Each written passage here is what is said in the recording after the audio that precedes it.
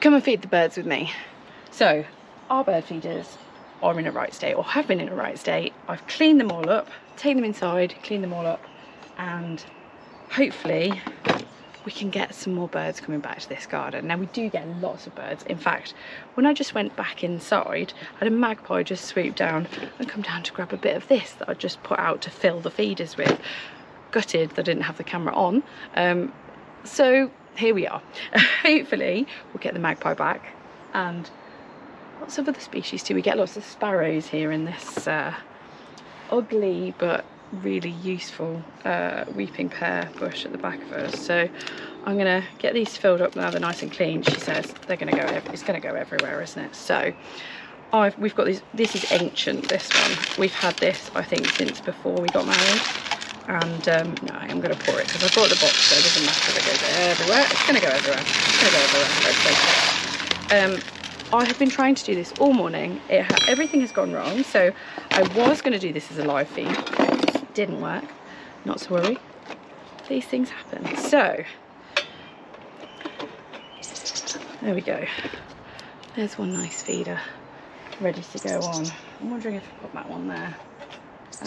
But I've also got some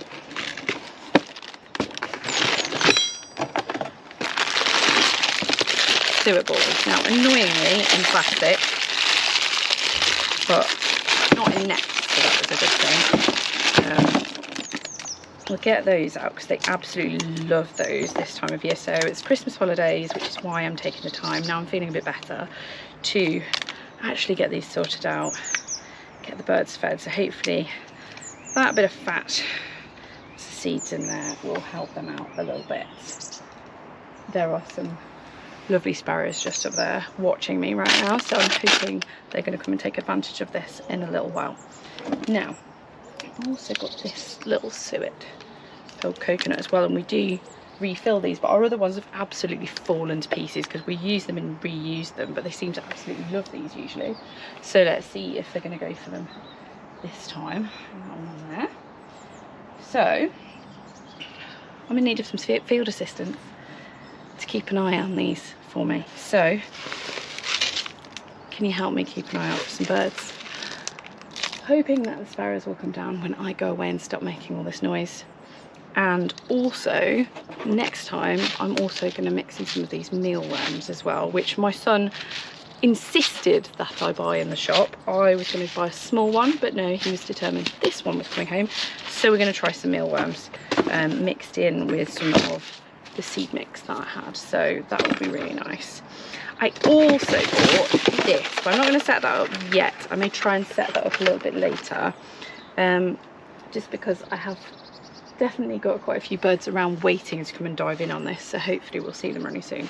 I got a bird bath and feeder because our bird bath has given up the ghost as well, so I'm going to try and get that set up later as well, so that they've got some water as well, because it's really important for them to have water. But right now I want to stop making noise and hopefully let the birds come in so you can see them. So I'll keep an eye out from the kitchen window just over there.